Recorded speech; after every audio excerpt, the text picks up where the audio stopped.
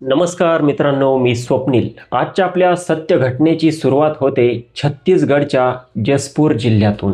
जसपूर जिल्ह्यामध्ये पलथल नावाचं एक पोलीस स्टेशन आहे आणि या पोलीस स्टेशन अंतर्गत जमनवानी नावाचं एक गाव आहे आणि याच गावात राहणारा जयलाल एक्का.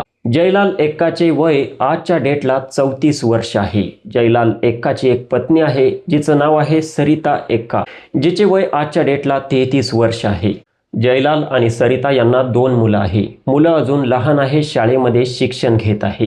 जयलालची परिस्थिती अतिशय हालाखीची, अतिशय गरिबीची आहे. कारण जयलाल हा मेहनत मजुरी करणारा व्यक्ती आहे. ज्या दिवशी हा मेहनत मजुरी करणार नाही त्या दिवशी त्याच्या घरातील चूल पेटणार नाही, या टाईपचा तो गरीब व्यक्ती असतो. आता जयलाल हा मेहनत मजुरी करण्यासाठी कामावरती जात असायचा, संध्याकाळी घरी येत असायचा. त्याची पत्नी सरिता एक्का घर सांभाळत असायची, मुलं शाळेत जात असायची, सर्व कुटुंब अगदी व्यवस्थित सुरू होतं. मात्र विषय हाच होता की जयलाल एक्का एकटा कमावणारा होता. जर कधी तो आजारी पडला किंवा तो काम करू शकला नाही तर त्यांच्याकडे पैसे राहत नव्हते, त्यांना खाण्याचे देखील वांदे होत असायचे. मात्र कसं तरी आपला संसार ते फुलवत होते. 2021 ची बात असते. हा जयलाल आपल्या मित्रांसोबत बसलेला असताना त्याचे मित्र त्याला बोलतात की या ठिकाणी आपण मेहनत मजुरी करून काही उपयोग नाही, कारण इथे कधी काम मिळते कधी मिळत नाही.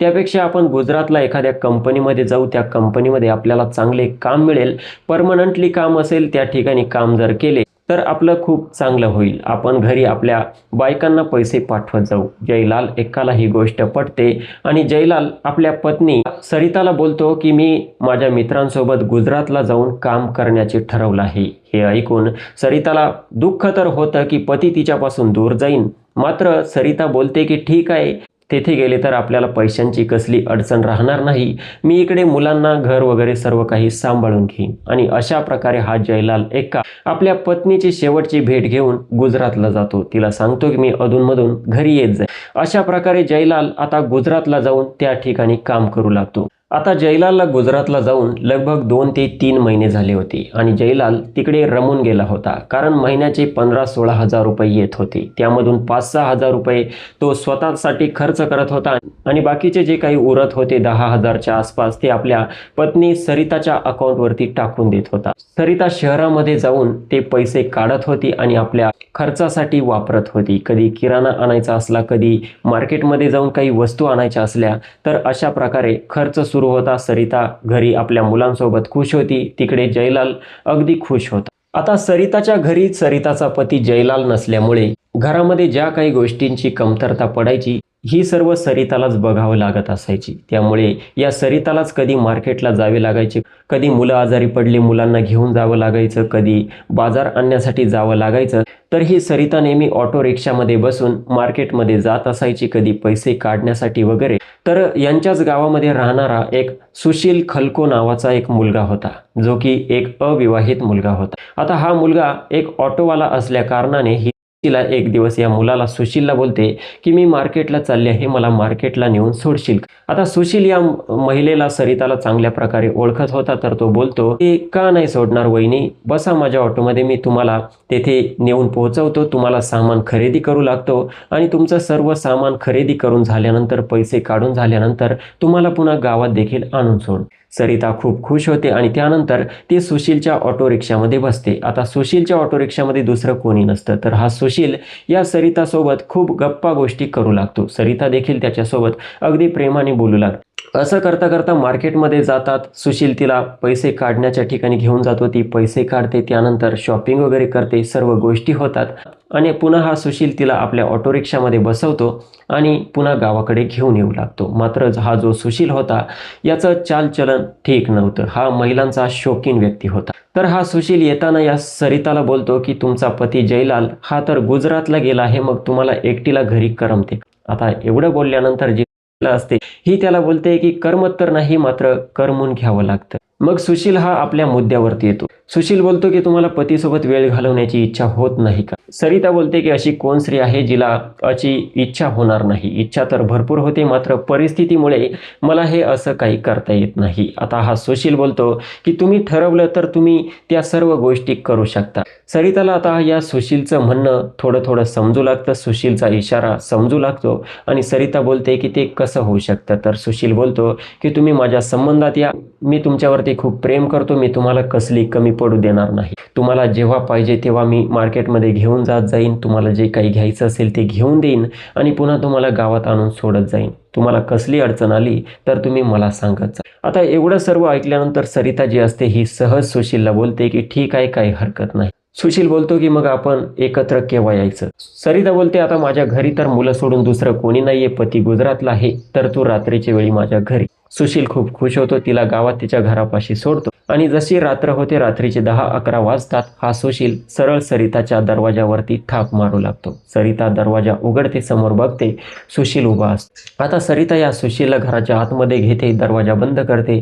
मुलं झोपलेले असतात आणि त्या ठिकाणी या सुशील सोबत घाणेरडे काम करू लागते, वाईट काम. यांचे दोघांच्या रजामंदीने त्या ठिकाणी सुरू होते आणि तोपर्यंत सुरू राहते जोपर्यंत यांची इच्छा पूर्ण होत नाही, यांचे मन भरत नाही. मात्र या सरिताला देखील माहीत नव्हतं की आज आपण जे काही केलं यामुळे पुढे किती मोठा भयंकर कांड होणार आहे आणि या सुशीलला देखील माहीत नव्हतं की पुढे त्याच्या आयुष्यात या गोष्टीमुळे काय होणार आहे. तर मित्रांनो, आता या सरिताचं आणि सुशीलचं हे प्रेम प्रकरण सुरू झालं होतं. दोघे एकमेकांना जेव्हा यांची इच्छा होत असायची तेव्हा भेटत असायचे. सरिताला जेव्हा कधी बाहेर जाऊ वाटत असायचे तेव्हा सुशीलला कॉल करत असायची. सुशील ऑटो रिक्षा घेऊन तिला आपल्या ऑटोमध्ये बसवून घेत असायचा. तो कधी तिला हॉटेलमध्ये घेऊन जायचा, कधी तेथे रूम बुक करायचा, तर कधी त्याची जशी इच्छा व्हायची तसा तो तिच्या घरी देखील जात असायचा. कधी रात्रीच्या वेळी जर तो तिच्या घरी गेला तर पहाटे उठून तो त्या घरातून बाहेर पडत असायचा. असे दिवस जात होते. कोणालाही या गोष्टीची कल्पना नव्हती, या कानाची त्या कानाला कोणालाही खबर नव्हती की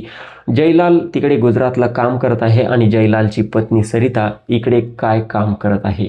आणि याच कारणामुळे सुशील आणि सरिताच्या या संबंधाला बरेच वर्षे उलटून गेले होते. आता 2023 सुरू झाले होते. मात्र इतके वर्षे उलटून गेल्यानंतर कोणाला ना कोणाला या गोष्टीचा डाऊट तर येणारच आहे, कारण या गोष्टी जास्त काळ लपून राहत नाही. कितीही आपण शातीरतेने हे काम करा, 2023 मध्ये काही लोकांच्या ही गोष्ट लक्षात येऊ लागली की जो ऑटोवाला सुशील आहे हा रात्री सरिताच्या घरी जातो आणि पहाटे उठून तेथून निघून जातो. आता या कानाची त्या कानाला खबर जाऊ लागली, सर्व लोकांमध्ये चर्चा होऊ लागली.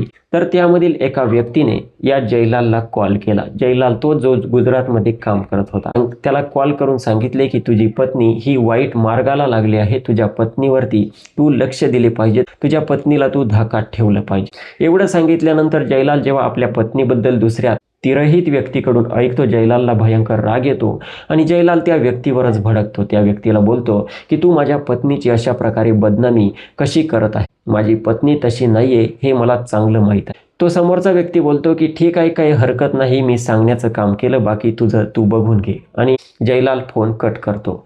मात्र जयलालला त्या तिरहित व्यक्तीवरती विश्वास तर नव्हता. मात्र त्या व्यक्तीने असं काही सांगितलं होतं की ती गोष्ट आता जयलालच्या डोक्यात येणं स्वाभाविक गोष्ट होती. जयलाल विचार करतो की खरंच माझी पत्नी ऑटोवाल्या सुशील सोबत असं काम करत असेल का? तर जयलालचं मन आता त्या ठिकाणी रमत नाही, त्याचं मन कामात लागत नाही. त्यामुळे जयलाल विचार करतो की मी काही दिवस गावी जावं आणि गावीच 3-4 महिने राहावं, जेणेकरून मला समजेल की माझी पत्नी काय काम करते. अशा प्रकारे जयलाल गुजरातवरून घरी तर येतो, आपल्या पत्नीसोबत राहू लागतो. मात्र आपल्या पत्नीला एक गोष्ट देखील बोलत नाही की अशा अशा व्यक्तीने मला तुझ्याबद्दल असं असं सांगितलं आहे. तो पत्नीसोबत अगदी व्यवस्थित राहू लागतो, पत्नीसोबत वेळ घालवत असतो. आता जयलालला घरी येऊन लगभग 1 महिना झाला होता. जयलालची बारीक नजर आपल्या पत्नीवरती होती आणि असंच एका रात्रीची बात असते. जयलाल, त्याची पत्नी, मुलं वगैरे सर्व झोपलेले होते.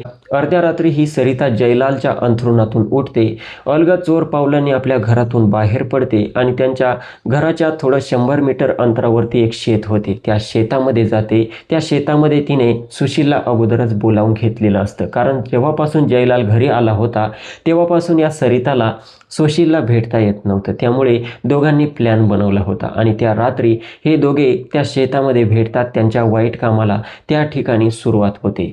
मात्र इकडे जो जयलाल होता याला एका व्यक्तीने आधीच सांगितल्या कारणाने हा बारीक लक्ष ठेवून होता. अर्ध्या रात्री याला देखील जाग येते. हा बघतो तर त्याच्या शेजारी त्याची पत्नी सरिता ही नव्हती. आता जयलालच्या मनामध्ये विचित्र गोष्टी येऊ लागतात. जयलाल विचार करतो की सरिता नक्की कुठे गेली. आता जयलाल उठतो आणि सरिताला इकडे तिकडे शोधू लागतो. मात्र सरिता त्याला घरामध्ये तर कुठे दिसत नव्हती. घरातून तो बाहेर पडतो आणि तिला शोधत शोधत आजूबाजूला तिकडे शेताकडे चालला जातो. तर शेतात गेल्यानंतर या जयलालला त्याची पत्नी आणि तो ऑटोवाला सुशील अगदी आक्षेपार्ह अवस्थेमध्ये त्या ठिकाणी दिसतात. एवढं सर्व बघून जयलालला भयंकर राग येतो. जयलाल दगड घेऊन त्या ठिकाणी जातो आणि त्या सुशीलच्या डोक्यात घालणारं सुशील कसाबसा आपले कपडे घेऊन त्या ठिकाणावरून पळून जाण्यात कामयाब होतो. मात्र हे होत असताना जी सरिता होती ही भयंकर त्या ठिकाणी मोठमोठ्याने रडू लागते, ओरडू लागते आणि आपल्या पतीला पिलगून रडत असते. जयलाल बोलतो की तू आता या ठिकाणी मला फसवत होती, वेगळ्या पुरुषासोबत वाईट काम करत होती आणि आता रडण्याचं नाटक करत आहे. तर ही सरिता बोलते की मी या ठिकाणी शौच करण्यासाठी आले होते, मात्र या सुशीलने मला या ठिकाणी पकडले आणि माझ्यासोबत जबरदस्ती करण्याचा प्रयत्न केला. बरं झालं तुम्ही आले, नाही तर याने माझी इज्जत लुटली असती. आता पत्नीचं असं रडणं वगैरे बघून आणि ती जे सांगत आहे हे ऐकून हा जो जयलाल असतो हा आपल्या पत्नीवरती विश्वास ठेवतो. त्याला वाटते की खरंच हा सुशील त्याच्या पत्नीवरती जबरदस्ती करत होता, त्याच्या पत्नीसोबत वाईट काम करण्याचा त्याचा हेतू होता. त्यामुळे जयलाल जवळील पोलीस स्टेशनमध्ये संपर्क साधतो. पोलीस स्टेशनमध्ये तक्रार दिली जाते.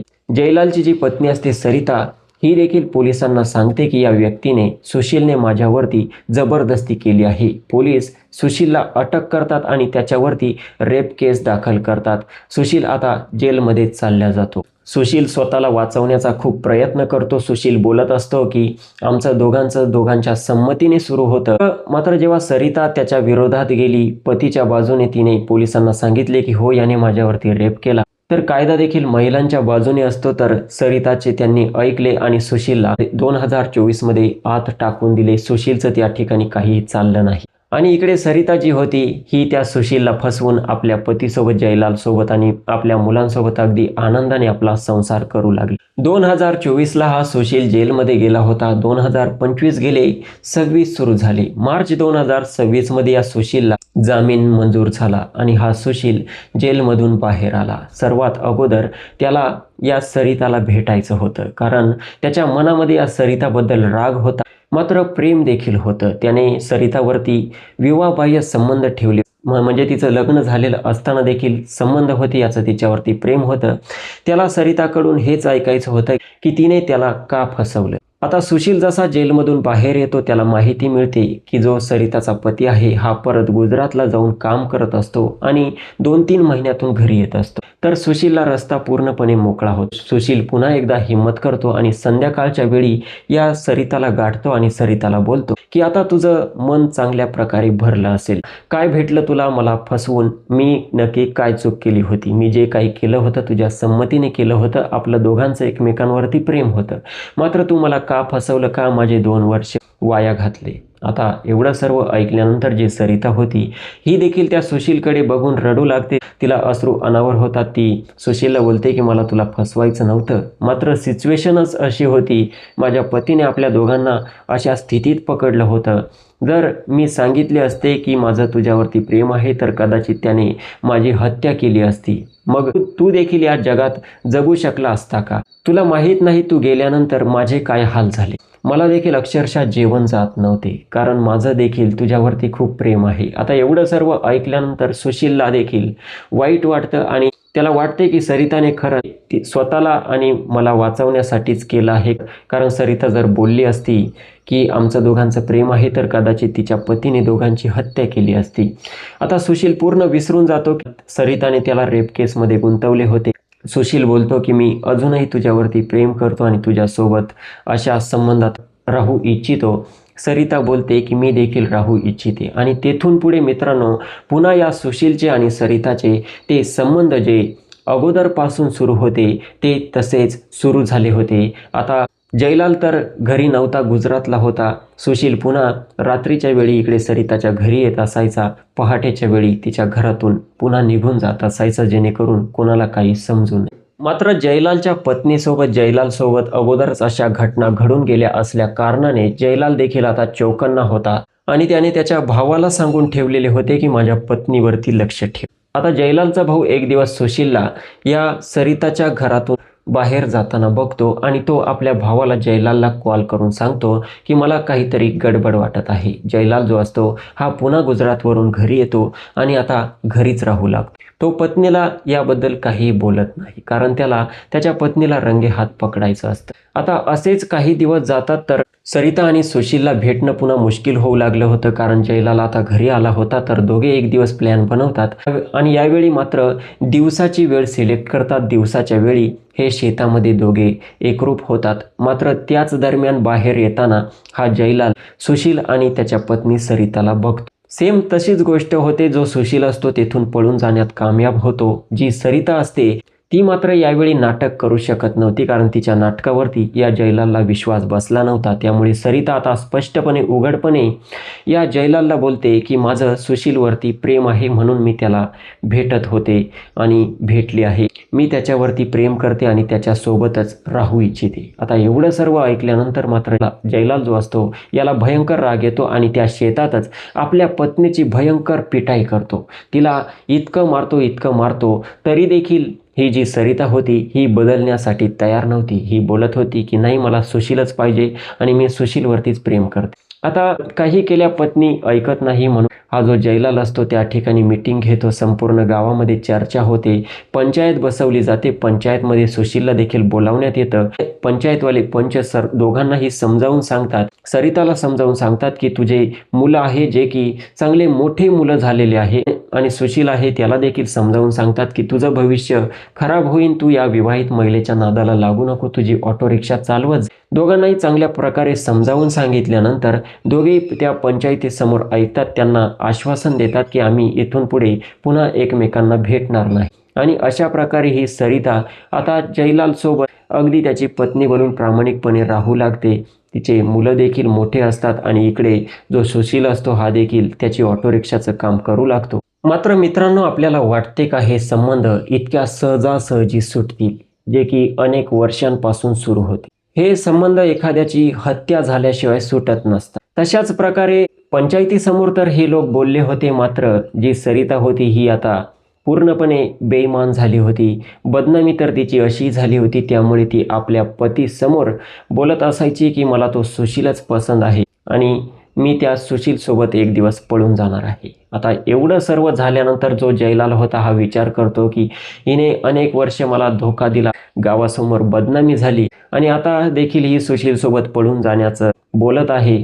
मुलं मोठमोठे आहे, माझी खूप बदनामी होईल, इज्जत चालली जाईल आणि ज्या व्यक्तीमुळे ही बोलत आहे की त्याच्यासोबत मी पळून जाईन, त्या व्यक्तीलाच मी या दुनियेमध्ये ठेवत नाही, असा निर्णय हा जयलाल घेतो. त्याचा जो मोठा मुलगा असतो हा देखील 17 वर्षांचा मुलगा असतो. त्याच्या डोळ्यासमोर या गोष्टी घडत होत्या. त्या मुलाला काय वाटत असेल की आपली आई कशी आहे? मात्र तो मुलगा देखील आईला दोष न देता त्या व्यक्तीला दोष देत होता, ऑटोवाल्या सुशील खलकोला.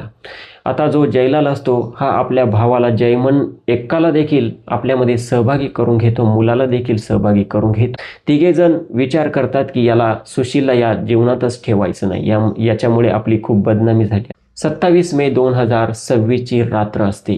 जयलाल एक्का, जयमन एक्का आणि जयलालचा मोठा मुलगा 17 वर्षांचा, तिघेही दांडे वगैरे दगड वगैरे घेऊन जातात. त्या सुशीलला एका निर्जन ठिकाणी गाठतात आणि त्याच्यावरती भयंकर हमला केला जातो. त्याला दांड्याने दगडाने ठेचून त्याची हत्या करून टाकली जाते.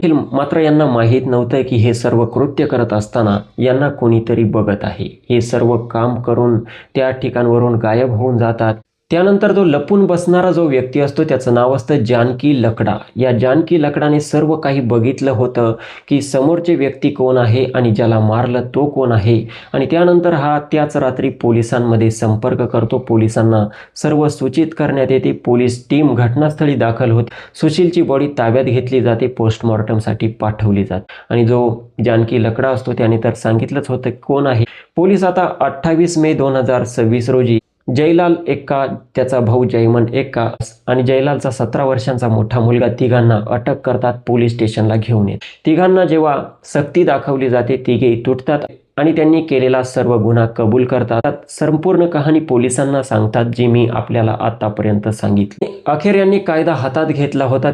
त्यामुळे पोलीस जयलाल आणि जयमन दोघांविरुद्ध गंभीर कलमांतर्गत गुन्हे दाखल करतात आणि जो जयलालचा 17 वर्षीय मुलगा होता हा नाबालिग असल्या कारणाने त्याला बाल सुधारगृहात पाठवण्यात येते। या दरम्यान पोलीस जेव्हा या सरिताची चौकशी करतात, सरिता पोलिसांना बोलते की साहेब, यामध्ये माझी काय चूक आहे, माझा काय दोष आहे, मी काय गुन्हा केला, माझं फक्त या सुशीलवरती प्रेम होतं, या लोकांनी त्याची हत्या करून खूप मोठी चूक केली। हो, त्यांनी चूक तर नक्कीच केली, त्यांनी कायदा आपल्या हातात घेतला, मात्र सर्वात जास्त चूक या ठिकाणी मला या सरिताची वाटते। लग्न झालेलं असताना, मोठमोठे मुलं असताना त्या सुशीलच्याही नादाला लागली, त्या सुशीलसोबत आपलं तोंड काळं करत राहिली, आपल्या पतीला धोका देत राहिली, पतीच्या पाठीत खंजीर खुपसत राहिली, आपली बदनामी करून घेत राहिली, इज्जत घालवत राहिली, आपला स्वतःचं कुटुंब तर हिने उद्ध्वस्त केलंच, मात्र तिकडे त्या सुशीलचं देखील कुटुंब हिने पूर्णपणे उद्ध्वस्त केलं। खरी गुन्हेगार मित्रांनो माझ्या नजरेमध्ये फक्त ही महिला आहे, जिचं नाव आहे सरिता एक्का। मात्र दुर्दैवाची गोष्ट ही की ही सरिता एक्का एवढा सर्व कांड करून देखील आज पूर्णपणे आजाद फिरत आहे। तिला कसलीही शिक्षा झाली नाही, तिच्यावरती आता कसलाही डाग नाही। तिचा जो प्रियकर होता सुशील, तो तर ही दुनिया हिच्यामुळे सोडून गेलाच, मात्र सरिता आजाद आहे। कदाचित सुशील सारखा दुसरा कोणी शोधत असेल, पुन्हा एखाद्याचं घर उद्ध्वस्त करण्याच्या ही तयारीला असू शकते। तर या घटनेबद्दल आपले काय मत आहे, आपले मत कमेंट सेक्शनमध्ये नक्की मांडू शकता। बाकी या व्हिडिओचा माझा उद्देश कोणाच्या भावना दुखावणे, कोणाला बदनाम करणे नाही किंवा अश्लीलतेचा देखील प्रसार करणे नाही, तर आपणास जागरूक करणे आहे। समाजात असे घडत आहे, असे आपल्यासोबत घडू नये याची आपण काळजी घ्या, सावध रहा, सतर्क रहा। व्हिडिओ आवडला असेल तर लाईक करा आणि अशाच घटना, क्राईम स्टोरी नेहमी ऐकत राहण्यासाठी स्वप्नील क्राईम टॉक्स या यूट्यूब चॅनलला सबस्क्राईब करा। भेटूयात पुढच्या व्हिडिओमध्ये। जय हिंद, नमस्कार।